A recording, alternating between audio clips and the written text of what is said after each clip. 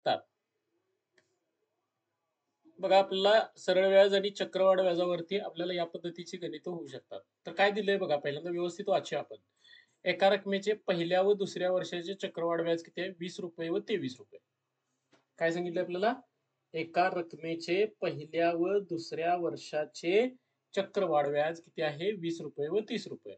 म्हणजे बघा, पहिल्या वर्षाचे चक्रवाढ व्याज म्हणजे काय असतं रे? थोडक्यात ते सरळ व्याज असतं. कसं? तर बघा, आपण काल मगाशीच बघितलेलं आहे. 5,000 रुपये वरती पहिल्या वर्षाला जे व्याज होतं, आता तुम्ही जे चक्रवाढ व्याज म्हटला तरी चालतं याला, आणि सरळ व्याज म्हटलं तरी चालतंय. हे काय आलं सांगा? 400 रुपये. किती वरती? 5,000 रुपये वरती. त्याच्यानंतर बघा, दुसऱ्या वर्षी काय होतंय रे? ह्या 5,000 वरचे हे 400 रुपये तर आहेतच आहेत, आणि ह्या परत 400 रुपये वरचे किती रुपये होतात रे? 32 रुपये एक्स्ट्रा होतात, आणि त्यामुळे 400 अधिक हे काय होतात रे? 32. म्हणजे बघा, इथं 32 रुपये एक्स्ट्रा आले. मला सांगा, इथं पहिल्या वर्षी तुमचं व्याज किती आहे रे? 20 रुपये, आणि दुसऱ्या वर्षी चक्रवाढ व्याज किती रुपये झाले? 23 रुपये. मला सांगा किती रुपये एक्स्ट्रा व्याज आलं? 3 रुपये व्याज एक्स्ट्रा आलं. हे 3 रुपये कशावरती घेतलेलं व्याज असणार आहे रे? व्याजावरचं व्याज. म्हणजे पहिल्या वर्षाचं व्याज किती आहे तुमचं? 20 रुपये. त्याच्यावरती 3 रुपये व्याज चढलेलं आहे. किती रुपये व्याज चढले? 3 रुपये. बघा, एवढंच साधी गोष्ट आहे. काहीच याच्यामध्ये आता अवघड नाही आहे. मला सांगा, पहिल्या वर्षाचं व्याज किती आहे? मी थोडस कलर बदलतो. पहिल्या वर्षाचे व्याज किती रुपये रे? 20 रुपये. दुसऱ्या वर्षाचे व्याज, दुसऱ्या वर्षाचे व्याज 23 रुपये. मग आता मला सांगा, व्याजातील फरक काय आला? व्याजातील फरक 3 रुपये. हे 3 रुपये जे आहेत ते कुणावरती चढलेलं व्याज आहे? व्याजावरती चढलेलं. म्हणल्यानंतर काय म्हणणार बघा, म्हणून 20 रुपये वरती 3 रुपये व्याज. मग आपल्याला त्यांनी काय करायला सांगितलं रे? दसा दशे, दर साल, दर शेकडा. मग 100 रुपये वरती किती? 100 रुपये वरती किती? कसं येणार? 100, अरे 100 भागिले 20 गुणिले 3.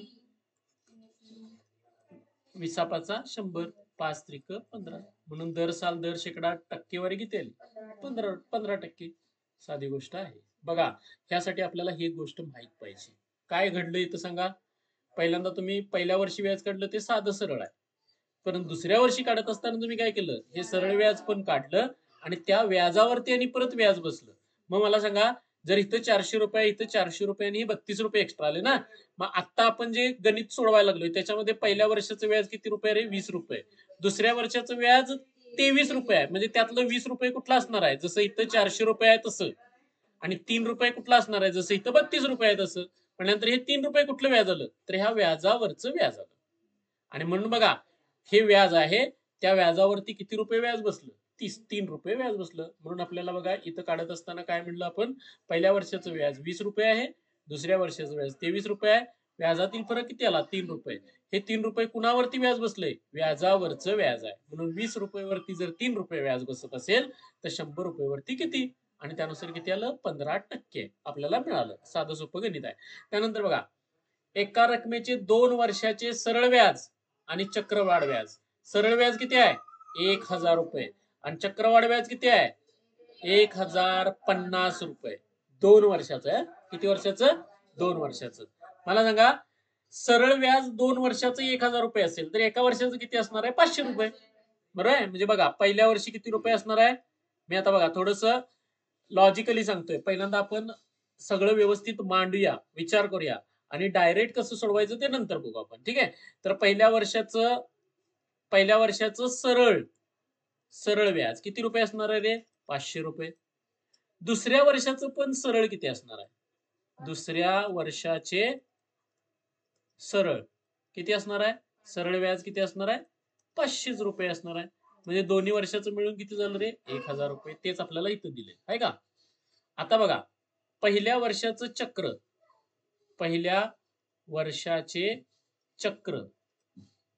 व्याज किती असणार आहे सांगा? 500च असणार आहे. दुसऱ्या वर्षाचं चक्र किती असणार आहे? दुसऱ्या वर्षाचे चक्र किती असणार आहे 550 रुपये.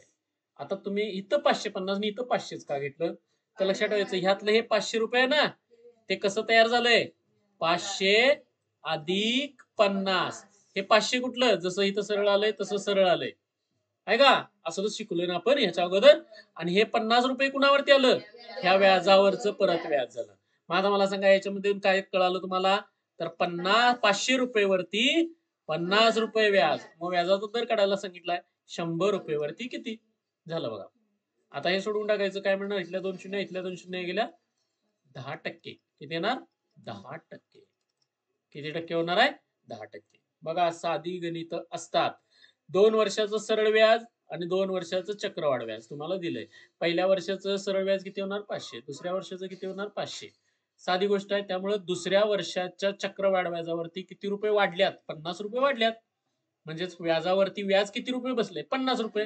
म्हणून 500 रुपये वरती 50 रुपये व्याज तर 100 रुपये वरती किती सोडवलं की आपल्याला किती मिळतं 10% असं आपल्याला बघायला मिळतं. बघा त्याच्यानंतर पुढलं आलं बघा काय दिले बघा रे आपल्याला इथं 2 वर्षाचं म्हणजे आपण जर विचारात घेतलं एका रकमेचे 10 दसे किती दराने रे 16 दराने.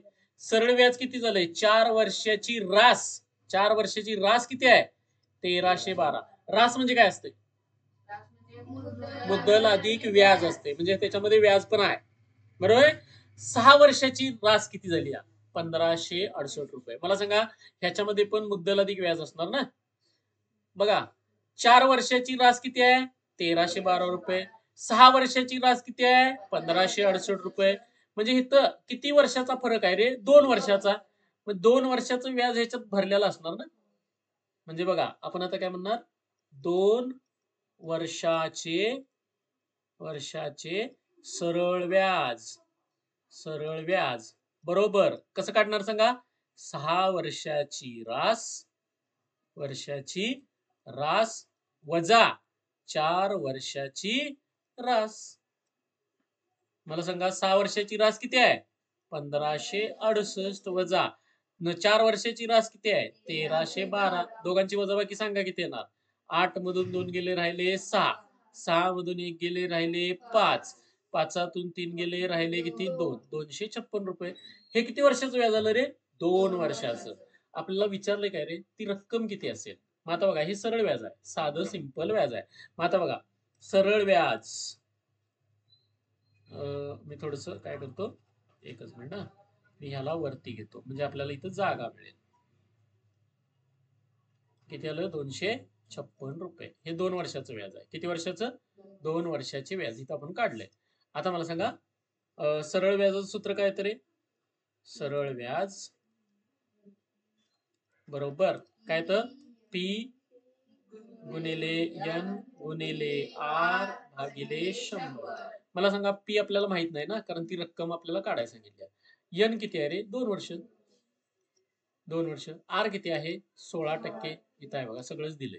सरळ व्याज पण आपल्याला माहित झाले किती 256. 256 किती वर्षाचं व्याज आहे 2 वर्षाचं. म्हणून बघा इथं आता काय लिहिणार 256 बरोबर पी माहित नाही गुणिले एन म्हणजे 2 वर्ष. आर किती आहे 16% भागिले 100. ठीक आहे. आता बघा हे 100 भागिले इकडे गुणिले करा. पी बरोबर काय येणार 256 गुणिले 100. आणि बघा हे 2 गुणिले आहे हे 16 भागिले गुणिले आहे ते इकडे गेल्यानंतर काय होणार भागिले म्हणजे 2 गुणिले 16. बघा गुणाकार कटला जास्त करत बसायचं नाही डायरेक्ट आपण त्याला घालवून टाकायचं. काय मिळणार आपल्याला बघा 16 न किती होणार 16 एके 16 उरले किती 9 16 सक्क 96. ठीक आहे. आणि तो 2 न परत भाग द्या किती येणार 8 आणि 8 गुणिले हे 100 800 रुपये. म्हणजे तुमची रक्कम किती रुपये असणार आहे 800 रुपये. डोक्यात येते का कशा पद्धतीनं काम होतंय. तर म्हणून लक्षात ठेवा मी जी सांगितलेल्या गोष्टी आहेत त्या व्यवस्थित बघा त्याच्यामध्ये सगळ्या गोष्टी आहेत. ते जर तुम्हाला समजायला लागलं तर इथं काहीच अवघड राहणार नाही. आता इथं बघा प्रत्येक वेळी काय तुम्हाला 4 वर्षांनी 6 वर्ष देतील असं नाही. आता म्हणलं असतं 3 वर्षाची रक्कम एवढी आणि 6 वर्षाची रक्कम एवढी तुम्हाला व्याज किती वर्षाचं मिळालं असतं 3 वर्षाचं.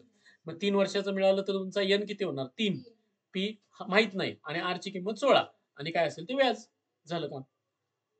हे चेंज होणार होणार आहेत, लक्षात ठेवायचं. गणितामध्ये बदल काय होणार आहेत, तर अशा पद्धतीचे बदल आपल्याला मिळणार आहेत. हे लक्षात आलं का? ठीक आहे.